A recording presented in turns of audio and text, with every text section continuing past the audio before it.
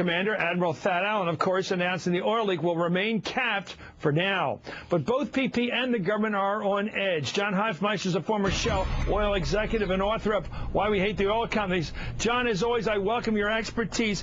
What do you make of this? Keep it in civilian terms here. They're keeping the cap on. That's good news. What's the worry here?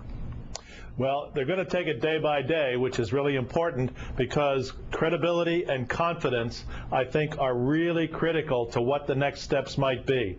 In the case of confidence, there are many people, including in the White House, including the Department of Energy, who doubt the integrity of the well casing, who believe that the well casing could well be ruptured or damaged in some respect, and that could cause leaks way down in the well where oil could be, with the pressure cap on, could be working its way out of the casing into the space between the well bore, which is where the original hole was dug, and the casing itself. It's not a lot of space, but that oil could be moving up into the geology above the earth where the break point is, and could be emerging somewhere as what we have heard about today, the seepage, the possible seepage. So confidence is critical. Leaving the cap on another day, take more tests, see if the pressure keeps rising. That's really what they're trying to do. Well, we've all learned through weeks of this that the real hope for ending this catastrophe is the relief well drilling that's going on right now. Would this problem you're talking about, the possibility of basically internal bleeding, to use a human term, is that a danger to the operation of bringing up this relief well? Depending upon where the leak might be, if there is a leak, yes, it could be a danger. It could be that they somehow enter the casing and cement the casing shut, and that's shut down, but outside the casing, in the perimeter where the well bore is, that they get continued leakage. Now, what they can try and do is design the killing process, the relief well process, to try to cement both inside and outside the casing. That would be a little different than what their intentions have been, but I don't see any technical reason why they couldn't do that. Does it matter whether the break in the pipeline, the well, is above or below where they intersect it with the relief well operation? Yeah, I think if the break is below and they cement outside the well, outside the casing as well as inside the casing, that should bring it to a stop. And that's, of course, what they want to do. If for some reason the break is above and they don't cement the outside of the well bore, then you could get continued leakage, seepage, above where they might have cemented the casing, and we could have a problem for a long time to come. Boy, that's complicated. Let me ask you about the possibility that this well is tapped out, and that's the explanation of why there's lower pressure than expected. Well, 6,800 pounds per square inch is still a lot of pressure. That's like, imagine a square inch with 3.5 tons of pressure on it. That's a lot of pressure. It might have been as high as 25 or 30,000 psi. Some people thought it was even higher.